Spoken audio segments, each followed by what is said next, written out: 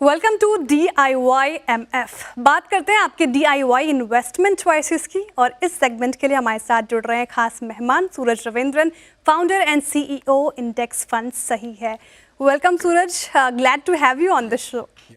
सबसे पहला सवाल तो ये है कि सबके जहन में है, ETFs में इन्वेस्ट करना फिजिकल मेटल खरीदने से कैसे अलग है?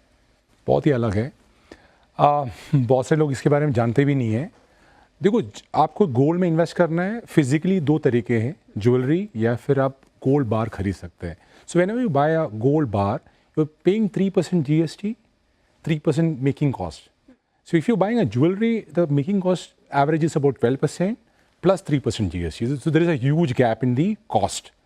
Even when you sell a physical gold, you'll end up paying a making cost average about 3%, jewelry it's about 8%, and an impact cost of 0.5%. ये एक major cost difference है. And in ETF, the cost as good as 0.10.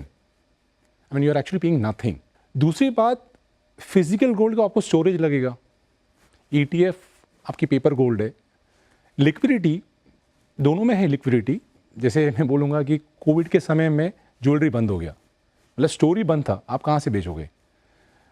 In fact in the second world war exchange बंद हो गया, तो दोनों में problem आ सकती है लिक्विडिटी का। ऐसे नहीं कि ETF में लिक्विडिटी का प्रॉब्लम नहीं आ सकता है, बट एक्सट्रीम कंडीशन बोल रहा हूँ। बट ईजियर आप एक स्टॉक एक्सचेंज में ETF को बाइंग सेलिंग कर सकते हैं। जो ज्वेलरी को आपको स्टोर जाना पड़ेगा, बेचना पड़ेगा, उसमें भी इम्पैक्ट कॉस्ट है, तो कॉस्ट की बहुत ज़्यादा डिफरेंसेस है, तो आपको रिटर्न नहीं मिलेगा। जैसे हम लोग बोल रहे लास्ट 20 साल में 11% का गोल्ड ने रिटर्न दिया, आपने ज्वेलरी खरीदा, आपको नहीं मिलेगा, आपके रिटर्न हो सकता है 7%, क्योंकि आपने स्टार्टिंग में 15% भरा, बेचने के टाइम आप 10% भरेंगे, ये कॉस्ट आपके इम्पैक्ट हो जाता है। सो ETF में आपको नियरेस्ट रिटर्न मिलेगा। अगर गोल्ड ने 11% दिया, हो सकता है आपको 10.5 तक का रिटर्न मिल जाएगा।